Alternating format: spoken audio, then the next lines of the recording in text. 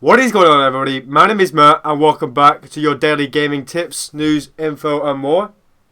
Today we're talking about Far Cry 4 and whether the console versions, primarily the next generation console versions, are going to look as good as the PC version. Or are Ubisoft going to hold back the PC version to make the gap between next generation consoles and PC not that big?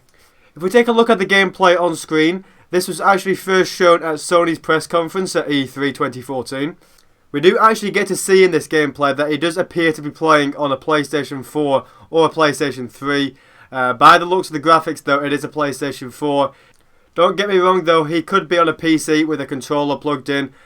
But with this being shown at Sony's press conference at E3, I think it's more than likely that this was shot on a PlayStation 4. I'll leave a link in the description down below so you can go check out the full version of this video that you see on screen now.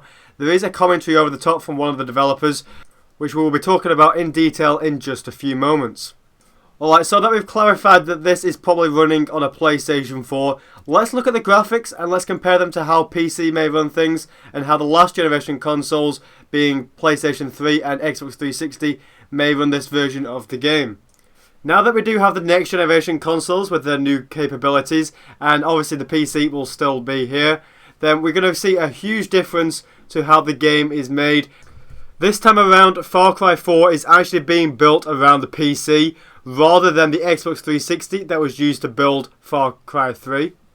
So with the developers using a much higher standard of hardware, I do expect to see huge differences in the game, huge advances over what happened in Far Cry 3. Hopefully we do get to see them soon. Until then though, we can only go off what we've seen in these trailers and demos and what developers have said through like online blog posts and stuff like that.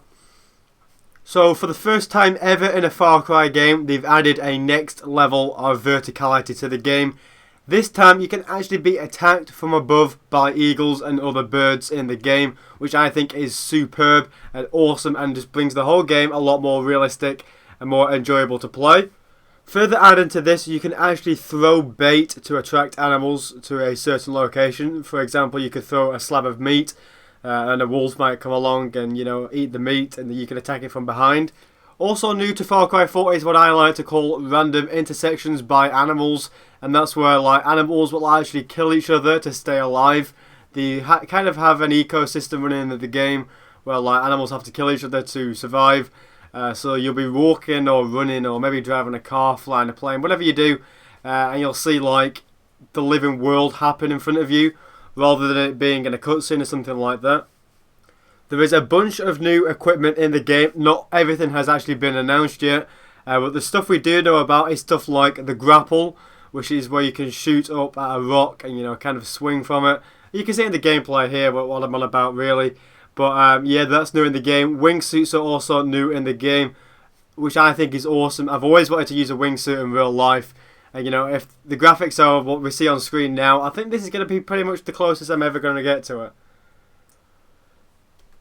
There is obviously going to be a bunch of new weapons in the game. Like I said before, we don't know everything that is going to be in the game. But here's a weapon we do know. It's actually called the auto crossbow, and it's pretty much like a normal crossbow. Apart from it auto fires arrows and has a little nice viewfinder on it type of thing, so you can aim at enemies, which I think is pretty neat. One of the coolest things I've seen in this demo is the addition of drive and shoot, or shoot and drive, whatever you want to call it. That's basically where you can shoot your gun out of the car while you're driving, which is obviously a major bonus rather than having to get out and wait for your enemies to come along. Because if you're in a massive chase or something, and it just makes things awkward. So drive and shoot is obviously a nice addition. Hopefully it's executed pretty well, but there we go. So that's pretty much it. If you do want to go watch the full version of this gameplay, link is in the description, like I said before. Just to recap, the developers are pushing the maximum amount of graphics that you will be able to get out of the next generation console versions. So hopefully we do see something pretty epic there, because I know that the games on Xbox One have been lacking a little bit in graphic fidelity. PlayStation 4 is obviously reigned superior there, and also they are pushing the maximum graphics supposedly on PC, so we should see something pretty epic there also. If you're as excited as much as me for this game, make sure to go drop a like down below. Don't forget to also go pick up a copy of the game on November 18th. It's coming out on Xbox 360, PlayStation 3, Xbox One, PS4 and of course PC. If you feel inclined to do so, go follow me on all of your favourite social media platforms. The links are in the description, such as Twitter, Facebook and Google+.